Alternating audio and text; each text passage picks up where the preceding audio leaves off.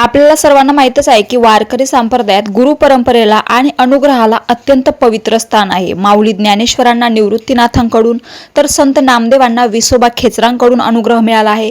परंतु देहूच्या वनात एकांतामध्ये विठ्ठल नामात मग्न असणाऱ्या संत तुकाराम महाराजांना नक्की कोणाकडून अनुग्रह मिळाला हा प्रश्न जेव्हा तत्कालीन समाजाला पडला होता तेव्हा स्वतः तुकोबांनी आपल्या अभंगातून या चैतन्य परंपरेचा आणि केशव चैतन्याचा गौरव केला आहे। तो पुढील प्रमाणे: सद्गुरु राये कृपा मज केली परी नाही घडली सेवा काही सापडविले वाटे जाता गंगा स्नान मस्तकी तो जाण ठेविला कर भोजन मागती तूप पावशेर पडला विसर स्वप्ना माझी राघव चैतन्य केशव चैतन्य सांगितली खून मालिकेची बाबाजी आपुले सांगितले नाम मंत्र ओपून रामकृष्ण हरी माघ शुद्ध दशमी पाहुणी गुरुवार केला अंगीकार तुका म्हणे। तर अशा प्रकारे आज आपण जगद्गुरु संत तुकोबांचे गुरुवर्य संत केशव चैतन्य यांच्याबद्दल थोडक्यात जीवनचरित्र बघणार आहोत। पण त्यापूर्वी तुम्ही जर या चॅनलवर नवीन असाल तर चॅनलला नक्की सबस्क्राइब करून ठेवा, कारण मी असेच आध्यात्मिक धार्मिक वारकरी सांप्रदायिक रिलेटेड व्हिडिओ वेळोवेळी तुमच्यासोबत शेअर करत असते। यापूर्वी पण मी सर्व संतांचे चरित्र माझ्या या चॅनलवर शेअर केलेले आहे। तुम्ही चॅनल एकदा नक्की चेक करा आणि चॅनल सबस्क्राइब करून ठेवा, म्हणजे असेच व्हिडिओ तुमच्यापर्यंत वेळोवेळी पोहोचत जातील।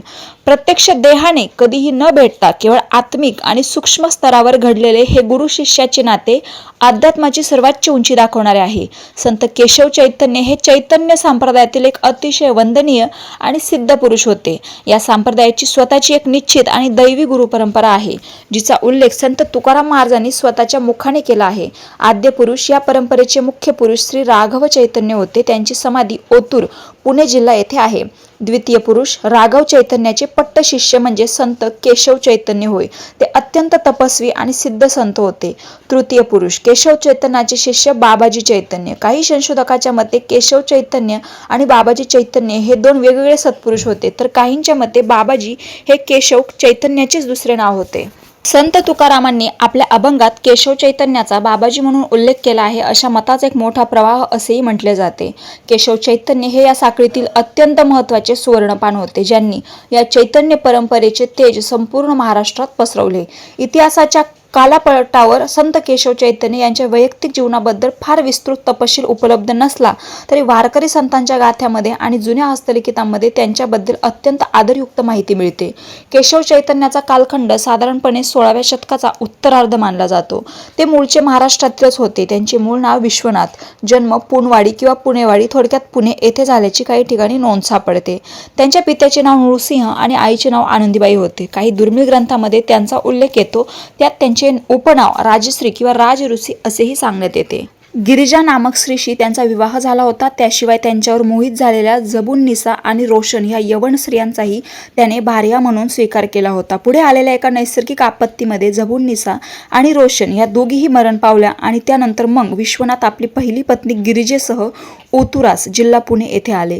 तेथे राघव चैतन्य या सत्पुरुषाची गाठ पडून त्यांनी त्यांचे शिष्यत्व पत्करले आणि संन्यास घेतला आणि तेथून त्यांना केशव चैतन्य हे नाव मिळाले।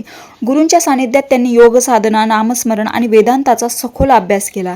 त्यांच्या कडक वैराग्यामुळे त्यांना गुरुरायांकडून चैतन्य ही पदवी मिळाली।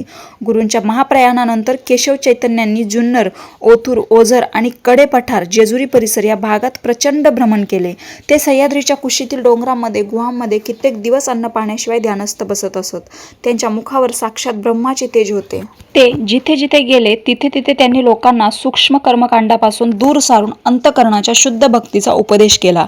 केशव चैतन्य हे केवळ साधू नव्हते, तर ते सिद्ध पुरुष होते। त्यांच्या तपश्चर्येमुळे निसर्ग आज प्राणी मात्र त्यांच्या आज्ञेत असत, अशा अनेक कथा कीर्तनातून ऐकायला मिळते।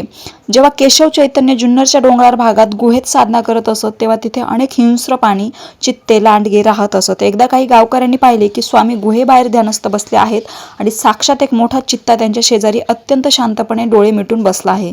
स्वामींच्या अंगावरील चैतन्याच्या प्रभावामुळे हिंस्र प्राण्यांमधील हिंसेची भावना नष्ट झाली होती। एकदा ते भ्रमण करत असताना एका छोट्या दुष्काळी गावात आले। तिथे पिण्याच्या पाण्याची अत्यंत टंचाई होती। गावकऱ्यांचे हाल पाहून स्वामींचे मन द्रावले। त्यांनी आपल्या हातातील काठी एका कोरड्या खडकावर मारली आणि साक्षात भगवान विठ्ठलाचे नाव घेतले। क्षणार्धात त्या कोरड्या खडकातून पाण्याचा स्वच्छ आणि गोड झरा वाहू लागला. तो झरा गावकऱ्यांसाठी संजीवनी ठरला. स्वामींनी तिथे गावकऱ्यांना सांगितले, जसा या खडकात पाण्याचा झरा लपला होता तसाच तुमच्या हृदयात देव लपला आहे. फक्त नामस्मरणाची काठी मारण्याची गरज आहे. हा प्रसंग वारकरी संप्रदायाचा पाया बदलणारा ठरला. संत तुकाराम महाराज हे देहू गावातील भामचंद्र आणि भंडारा डोंगरावर अखंड विठ्ठल भक्तीत बुडाले होते. संसार उद्ध्वस्त झाला होता. लोकांची टोमणी ऐकावी लागत होते. तरीही तुकोबांचे पाय विठ्ठल चरणावरून हालत नव्हते. तुकोबांना एका अशा गुरूंची गरज होती जो त्याच्या या भक्तीला ज्ञानाची जोड देईल. नेमकी ह्याच वेळी देवाने विठ्ठलाने चैतन्य परंपरेच्या संतांना दृष्टांत दिला. केशव चैतन्य त्या काळी देहाने देहूमध्ये नव्हते. काही ग्रंथानुसार ते गुप्त किंवा समाधिस्थ झाले होते. पण ईश्वरी इच्छेने माघ शुद्ध दशमीला गुरुवारी एक अद्भुत चमत्कार घडला. संत तुकाराम महाराज रात्री झोपलेले असताना त्यांना एक अत्यंत स्पष्ट दैवी आणि तेजस्वी स्वप्न पडले. स्वप्नात त्यांच्या समोर एक अत्यंत वृद्ध जटाधारी आणि अंगावर भस्म लावलेले परमपावन साधू आले. त्यांच्या अंगातून कोटी सूर्याचे तेज पडत होते. ते दुसरं कोणी नसून चैतन्य परंपरेचे गुरुराय होते.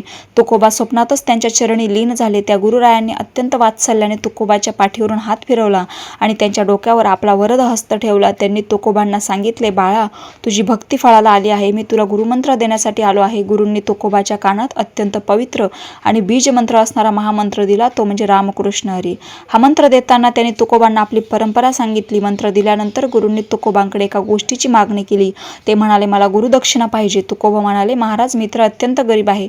माझ्याकडे तुम्हाला देण्यासारखे काय आहे? त्यावर गुरु हसले आणि म्हणाले, मला धन दौलत नको, मला एक शेर तूप आहेर म्हणून पाहिजे. तुकोबांनी स्वप्नातच होकार दिला. तितक्यात स्वामी अंतर्धान पावले आणि तुकोबांना एकदम जाग आली. तुकोबा जेव्हा झोपेतून जागे झाले तेव्हा त्यांना वाटले की हे केवळ एक सामान्य स्वप्न असावे.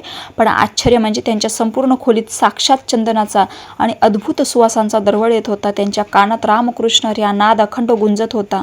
सर्वात मोठा चमत्कार म्हणजे स्वप्नात गुरूंचा हात ज्या ज्या ठिकाणी त्यांच्या शरीराला लागला होता तिथे तुकोबांना एक वेगळीच दैवी ऊर्जा आणि शांतता जाणवत होती.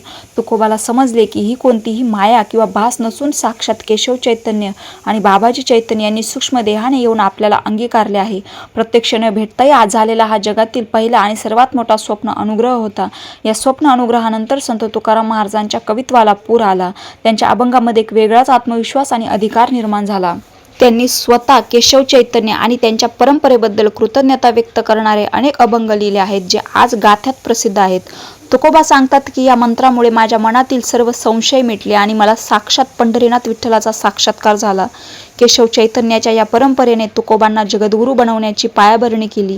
संत केशव चैतन्य यांनी आपले कार्य पूर्ण केल्यानंतर अहमदनगर जिल्ह्यातील नेवासे किंवा पुणे जिल्ह्यातील ओझर ओतूर परिसराच्या जवळ काही मठांच्या नोंदीनुसार कडेपठार परिसरात आपली संजीवन समाधी घेतली. चैतन्य परंपरेच्या गादीवर आजही त्यांचे नाव अत्यंत आदराने घेतले जाते.